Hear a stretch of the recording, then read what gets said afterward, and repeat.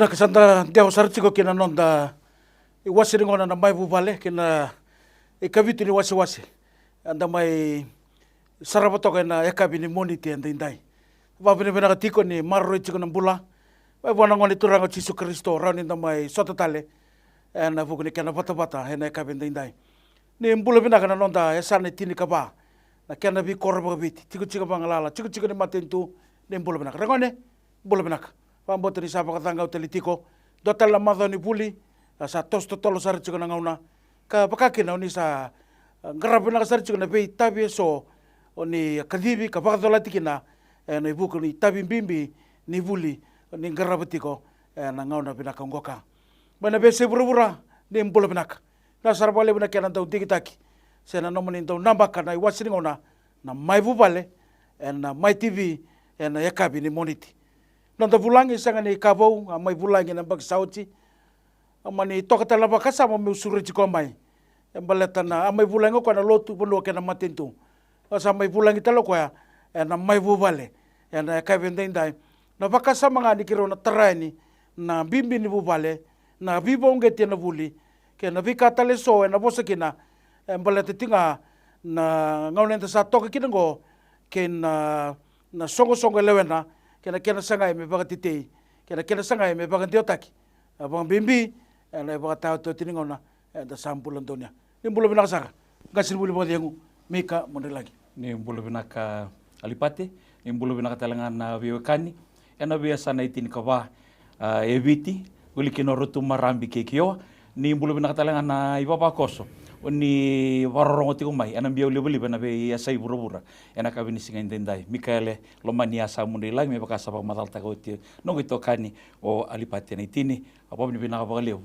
ena nongo mai tikiti ko ni program na Mai Vuvale ena singa bina indai sebenarnya sa dabo na bingarabi sa mo daban din ai sa dela sa bita na bagani bingarabi kina tegu mai na ungasi bulikina tolu sa bulkan na baki era lo mani tolu sa bulkan dua bitu na baki au mbiu tatu kena na ngasni buli au le mbula takatu na mbula ni kaulotu ke na bara rabi wana kalo era lo mani songo len lotu sengai madalanga na madal sochi madani muri o era na fomu ono na fomu bitu so era vidida kina non rapaka sama batani rasin rawata na beka nanu me rawata na no mani vibongeti kandi ni todo ngori pate we kimni na we kani pombimbi we kimni na dharubo ngonelewa ngoni buli ni samai dhava endo na wasi ni buli madala mai na madal ni vitarongi sore rawaka sore sin rota na makanamaki au bia boss ni bibalo ngate ke kimni wa endo dharubo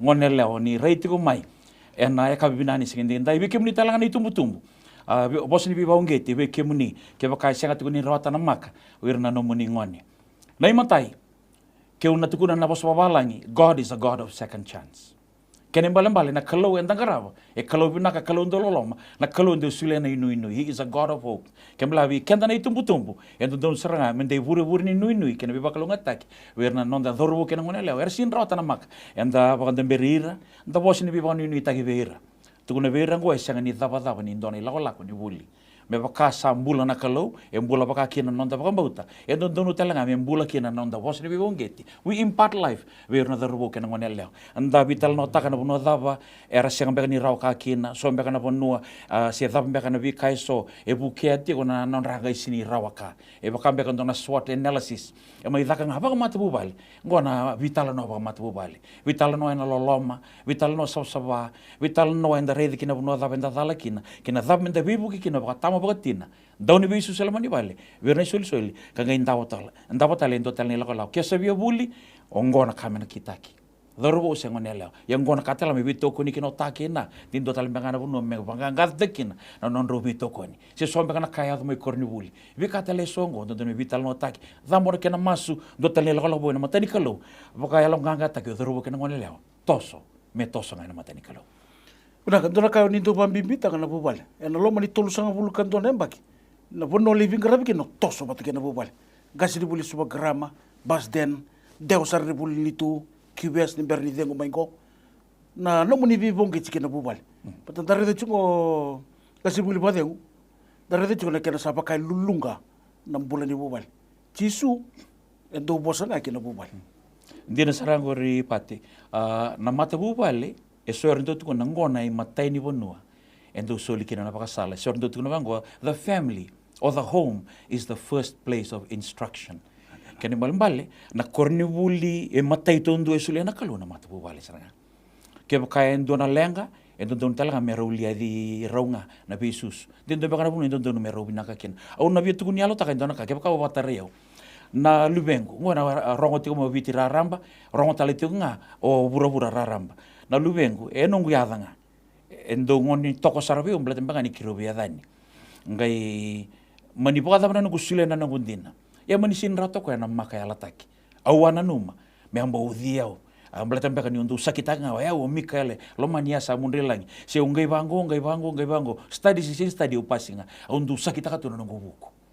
Ia na lubengo ko ya pakai tani veo gemen sin rota na maka awana numa me ambo fomu bitu me tosanga kino na buli ya na korni buli ati ko kina mbak sawit mani sin yado au kadibi ko mai au arida to manda na nona madal ni vitorongi mani kadibi ko mai kro ndambe ko biotini sanga mendambe au sanga tu ne ko na lomango au tu ne ko boy erara ona longu eu kere au invest na mumbula yesini rawa so mbakana ngaune vango no buki eu talaga mo lia dio kina kero ke bewe tiningo o sa kere o sa via buli tale se sena gitu no ko ni via buli tale o sa gitu no ke ngo via buli be so na korni buli umbi taen kito sangai the kaba mata Vuvale o ya una watingo wat kina lubengo na vi kai so me kito mbotana kina ke ba kai nduere dentro na lenga kito sangai be mbotani me sul tale bondoni nui ke ka via buli ngo se via durimbure ngo korni buli tale via la kina ngo ya ngo na kauna roni be buki kina kito sangai mbi mata Vuvale dona kina lot sangai la koni tos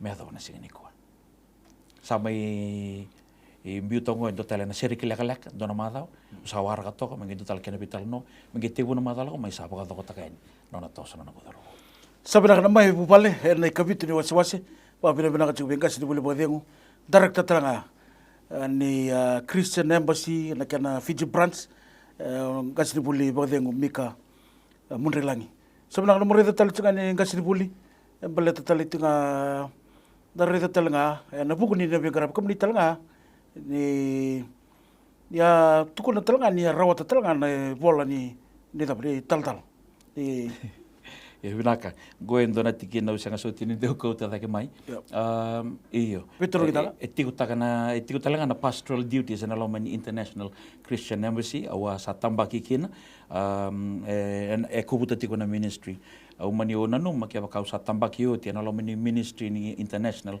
Christian Embassy e donu talanga mi usa sangatak na daga boi tala na Lomani lotu selebiti ke rotuma sa mani o kauta dake na nungu ngangandre tio dona ne tu tala binaka mai subagrama na ngona ya o tala Paulini Vuidu mani baunge te o koe wa tauli dia na bengum sale so la ko tino tutu ba lotu mani ado sara me o le vitarungi taka na vitarungi boi batawa na kena vitarungi so me ado sara batawa yado mai o tianya sange u drumeni na vitarungi boi tala ndambeda na kena pepa au rawata sara binaka au liu tatalenga na vitorongi ena mbakiro non dolu ka vitu umani u dabuti sar me o tala na lutu esele vitkiro tu mena kena konvirendi daka na kena vi tambaki sena me o dabuti kina ena Churchwood Chapel ena vol lutu ni rotuma ena mbakiro non dolu ka vitu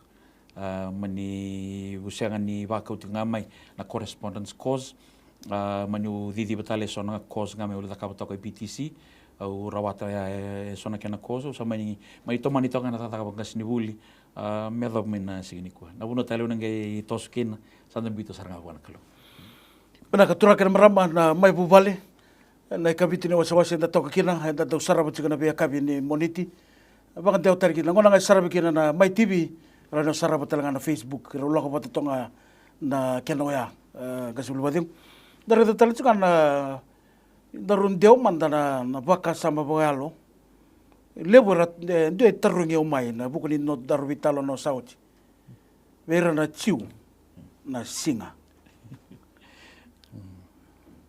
gomen bleting baka na singa ni bogadi dengo beletine komuni ndo la ko bawa sama ika vida sanga ni la ko bawa vida Vadavana no mo ni ndo laki vital no se sona buleleka laki druma na waka sama ni singa. Vinaka, ulutanga bimbingo, ulutanga talanga indu tandreki na elevo na wakasama. Taumanda, endona kameo na tukuna taumanda saranga eroninda tukuna kena usawalangi at the outset, from the beginning. Me nduri taumanda sei koe, na nonda rawata nambula tau mundu. E rawa e na buku nindona singa, se rawa e na buku nonda wakambauti Jesu Kristo. E ndona katou mande ndona mendavo me vakande ni nonda viusaki. I vadava ni sa dengu vio titu ni vola i vaka i vola. Vola i vaka i vola na vikai so itu na bosni kalu ni sindra ni doi vakadala. Ia na bosa ni kalu e soar ndo tukuna scripture interprets scripture. Ninda reida na ipapakasa mongo enda na reida sarana kena volenga na bosni kalu kena non rabos talaki na uira saranga era kena ndau kara vosa ena bidingu vinelo tambu kangai volai wili tiki no paula e tiu e volai libu tundo nei vola ve ira keda era vola e sibita mataga na vola i mosese ena kai volai tin katulu todo nei vola e vosa tiko ko me bakai ndona loya ena buku ni bakasa mongo na singa bikenta na biokani enda bakarorongo tiko mai ena program mongo kenda bim bataka tiko ngana singa enda na sega ni adobo na ka e dondono me bakarorota kina na kalau endina ni bakarorota kina na nonda rokova endona singa me do so kalau kina ia kenda bim bataka tiko ngana singa e rantuno we will miss the mark. The reality is eternal life in Christ Jesus. Nonda rota na mula tau mundu ena buku i Jesu Kristo. Vera na tiu, ninda lako yani, singa baruai, era singa ni pakate tinga vera. That's the Sabbath. Ni unayado ni Israeli, e singa Shabbat vera, e utal nga Shabbat. Ke usureti nandona sinagog, au na lei durukin. Ke usureti vera na Mai Vuvale baka tiu, au durukin. Ai au kilatu se me kena valangi. I understand the scenario, the culture. Au dureni loma. It's like to the Jew, I am a Jew. To the Romans, I am a Roman. E vaya, ienu lako mai viti, e na puni nonda sokalo ni singa tambu, e na gore tu tukuni na singa, ora lutu ka viti na singa sandi, au lako e na singa tambu. E singa sarangani mbau tavere kina na nungu wambauta, se pakatata na nungu wambauta. Mbaleta na nungu rauti lo malangi, e na singa ni i rau e na buku ni dona singa. Au singa ni pakatala kina, na yabu ni pakabulewa e koto, and allow kai the sabbatical law. The sabbatical law. Baleta tukuna bahango Paula talanga ena nona reida tu na kainda ni bimbatakin ya sa bolo tina ya lo tambu sa kilau titu no ndan le bimbakin na lo tu ba Kristo itu irna tiu tiu talanga irna tawo tiu se irna tanye the Jews and the Gentiles ge bahango Paula some esteem one day more than the other. Kemola na loma ni sabbatical law ke bakai so tukunango as long as they keep the sabbatical law. That is the main thing. Bale token da sini robot na kalau bina kat me ado dona ngona and the dambi kina bakandu and the bagadingo and the sokalo wa and loma ni vitu na singa saya lataki. Obina kat me no bosa bandondoni ke naka. Ke bakau kolai dimba na ngo bosa saratu ngango. Como bosa bandondon. Right na Mai Vuvale. Viti rotuma rabi kekio. Sanatin ka ba wura rarama. Ke o kolai dimba na kabini singini ko ni so bosa ta ko muni. E se abandona ba taro tutu e tulo mango. No rawati lo malai. E no nungu wakambota na kalau sangarava. Nungu lo mani Jesu Kristo ko sa saini matewa. I live as a covenant keeping man. Au sa vosinela lo ti wana kalau. Au sa singabondoni kanta ba ko tali. Se kana maruana, se umela sama talento na leo, se ngunu angona, se ngunu mbia, se ngunu waini. Babonga ke bakai waini la ko mena nguni ba kabini turanga. Golong no bosne la wana kalu. Me ado boni sigini ko se ponto ni bata la ento no bosne la. Gono no gudina ta na kalu. Arani nda bimbata kana singa so e lutungo, ena singa ka. Ia era batarati une balbalada. Merna rawati lo malangi bata. Nonda rawati lo malang is a relationship. Our Christianity is a way of life. It is a relationship. Nonda relationship at kena kalo yana kai sema tikende lo malang. Ena kau tikende lo malang menda rawati kena bola tau mundo. Ai u lotu tu singa tabu ona le bunau. Ke usano ngono ni bunau. E sin kan pala la ku ye le batini lotu tsina singa tabu. Sena singa sandi. Go muna bosa ba ndona. Mbala ta ber do zakabna chiuna. Oh taro binangori.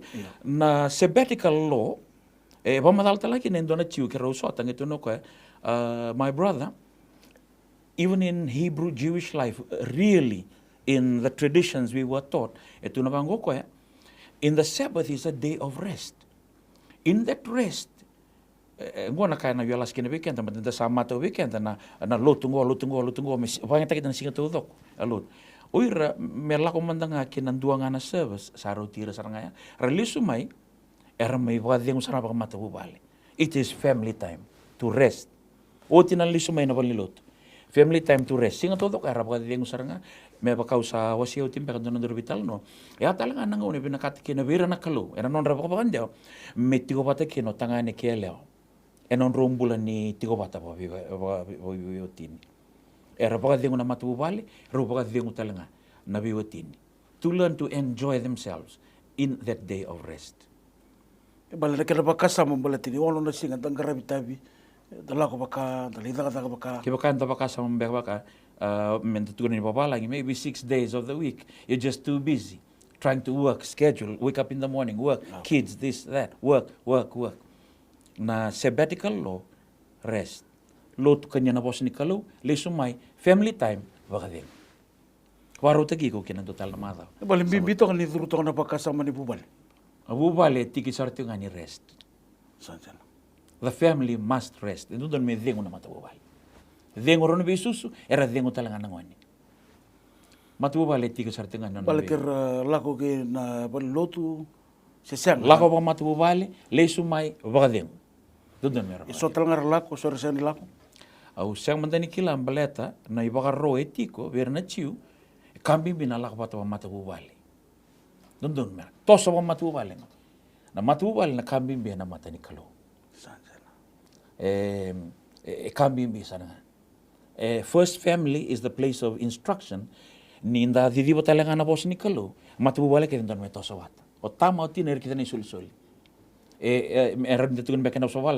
You feed from the same source. You are on the same page. The family walks together, stays together, prays together. Yana bimbini mata Vuvale na mata ni kalo. Sangero boss talaki no tama kitin. Mero places of voices of instruction. Beir nangoni. Yana bune tu ni kena boss ni kalo. Wata uli dir nangoni.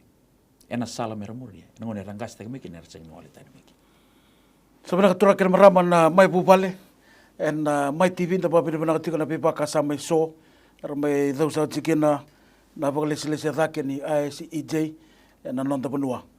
Sebenarnya ni dari tetel cika ni na kasama ni ni katoka membaleta na singan terus ante o mai kina ken ni katali cunga ni so na vikar do pag bimbi ta kana chiwe bimbi ta kana singa ndin wa was ta kana ndona ngona ya membaleta na singa so tu na Sabbath is only on a Saturday which is o sa tu nto bikem nindona ndoro vital no sara ni enam bulan din na chiu kena non randau solevo na bi solevo so na lo maninto to takna mbaki na Sabbath e seng wala ni sing warowai na Sabbath e tiko talanga eroni singa Sunday se singa tambu eroni moniti se tusiti se bukelul se lotolevo se warombuka mbaleta ena ngauna era bagarotiki na Israel merdo maroro na bi kanabate so se na feast of the Lord ena lo mani feasts of the Lord na bi kanabate so na Sabbath eroni lutu ena singa moniti se tusiti se lotolevo warombuka se warowai ngai tiko talendua the holiest Sabbath ngona day of atonement, the holiest day of the Jewish calendar. O ko eroni ndabo nga ndo nga singa sin double nga singa warowai iken nga ndabo na singa warowai then it becomes a double Sabbath. But it is a Sabbath upon a Sabbath. But the holiest day of the Jewish calendar is not the normal Sabbath in the Ruma. It is the Day of Atonement. Na singa ni buluti. E dusiket chunga panangon turang o Jesu Kristo. Na kana wata kedi. Kena be Sabbath laws so itu na was nikalo. Eran dusiket chunga panangon turang o Jesu Kristo. Tako sumanda na kana wata kedi vida tudoko. Labinaka. Rondo bambibita na tiu. Dina. Na sole we so, asuli na kalau we Moses, me tukuna ver na Israeli, ndabo to na tolu na sole bulelewe, the feast of Passover, the feast of Pentecost, kena feast of Tabernacles, tolu e na lomo ni tolu ngo, na feast of Passover, koto tali ki na tolu. Na ruku ni Passover. Koto ki tolu. Na imatai na feast of unleavened bread, manrei sini bakaleveni, feast of Passover, kana batin lau sivia, kena feast of first fruits, tu da ketale mana mati, na isehu. Sanga ito na singa tampo ni Pentecost, the feast of Pentecost, na Shavuot, sanga ito ni na feast of Tabernacles, tolu tale rukuna. Na feast of Tabernacles go ko may kina na feast of trumpets, ko tibu kina na agriculture new year wo, vera na chiu, do toka na ni September o October ba, o tia sangai, o tina feast of trumpets, sangai lako ni na feast of atonement, ko na holiest day of the Jewish calendar. Sangai otia sangai feast of tabernacles, sa na kanawata ni vale tamba ni kau. Ya na tolu ndua tolu, vitu todoko. Mai na tolu ko kubuti ngai tokai rai tolu ndua tolu le vitu todoko. Ya na kanga ilasa kinongo. Ni sa sulu ti mo be Moses me tukuna ver na Israeli, sangai da kau to na be yambakin. Keninaki mendo kau tira mai na chiu. Meron do may tuwe na mata ni kalau.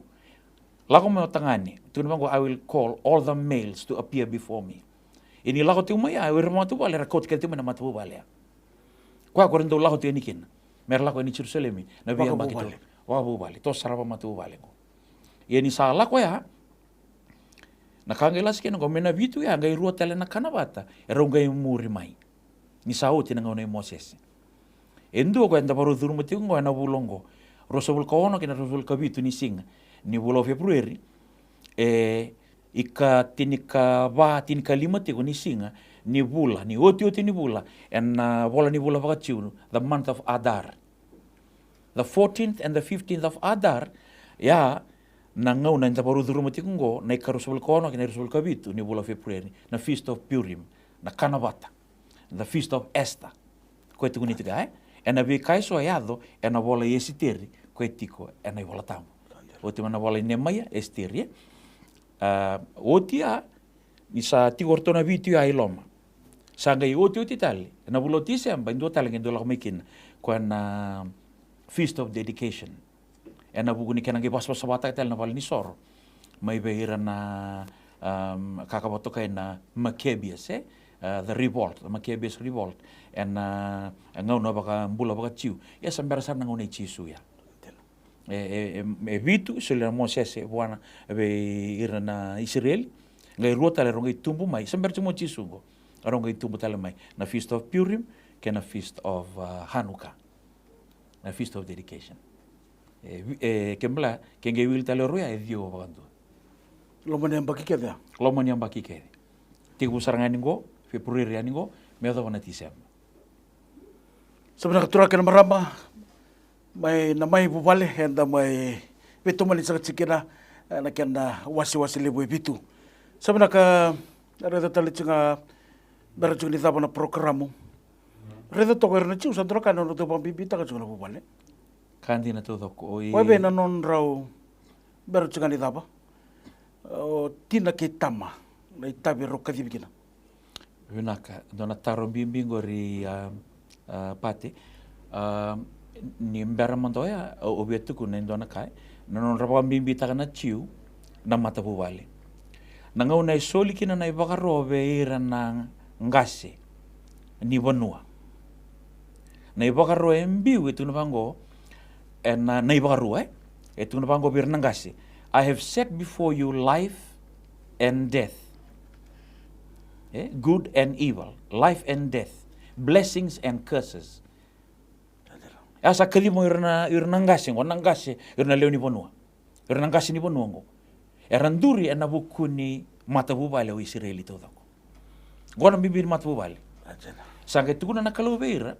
I have set before you life and death, blessing and curses. Ngai batala gona kaloveira. Now choose life so that you and your children may live.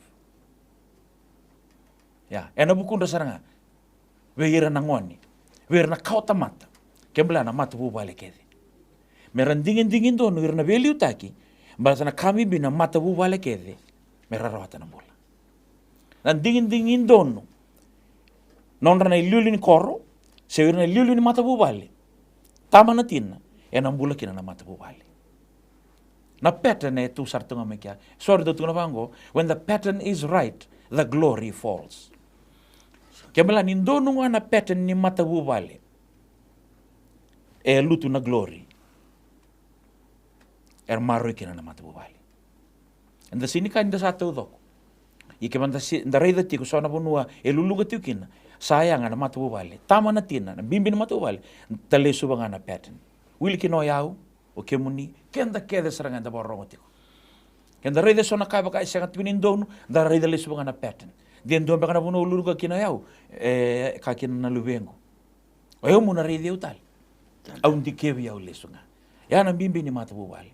Me na bosa ni kalau e tau da na kalau e na bimbi ni baka samba tiu na bosa ni kalau me na duile de kenda ken da reidi le subi kenda ken akin da reidi ken no da be moti kin on da Mata Vuvale ya na bimbi ni Mata Vuvale e na baka samba tiu that you and your children may live. Choose life. Blessings and curses, death and life atu satu ngango, but choose life that we and our children may live. Puna katurang kel marama tetokan e madala. Bosota leg-legan ng hono. Ato bukyan tangan. Puna sarbole turang kel marama. Na wali pat. Kasi buli mo Mika Mudreilagi. E na fuku ni Mai Vuvale me adaba na madaka tumai. Ne wadi ngomena ni kalungata ni samote.